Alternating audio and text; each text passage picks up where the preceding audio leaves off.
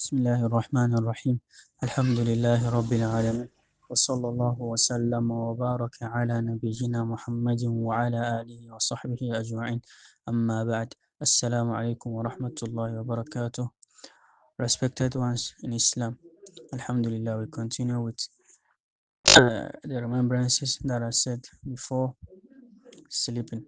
So it is stated and narrated that the Prophet sallallahu alaihi wasallam, he will not retire to bed except that he will say this particular remembrance, and it is Alhamdulillah alladhi at'amana wa saqana wa kafana wa awana fakam mimman la kafiya lahu wa la mu'wi, and it translates, all praise is for Allah who fed us and gave us drink, and who is sufficient for us and has sheltered us. For how many have none to suffice them or shelter them? So there are some benefits and observations that we can make from this particular dua. First, we realize that saying this particular dua is highly recommended because it is a sunnah. The Prophet sallallahu alaihi wasallam, he will not miss saying this dua. He will say it every day before going to sleep. And also, secondly, we realize the importance of shelter. The importance of shelter, and that shelter is one of the favors and bounties of Allah upon us. So the fact that we have a sleeping place every day, we we sleep comfortably, is one of the favors of Allah upon us, and that we should be grateful to Him.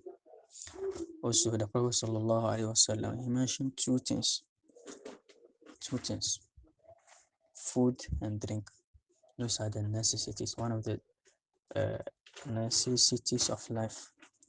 Now, and he mentioned it specifically before going to bed, before going to bed, because those two, it is those two. Without those two, one cannot have a good sleep. Some can't even sleep without eating and then drinking. Now, and also, lastly, the last part, the Prophet sallallahu alaihi wasallam, he states, فَكَمْ مِمَّنْ لَا كَافِيَ لَهُ وَلَا مُؤْوِي. For how many have none to suffice them or shelter them? Now, there are those who do not have enough to eat, enough to drink. They do not even have shelter. They spend the nights in the streets. Now, so it shows us that we should be looking at those below us. Those Allah has favored us more than. When we do that, we tend to be grateful to Allah more. Wassalamu alaikum wa rahmatullahi wa barakatuh.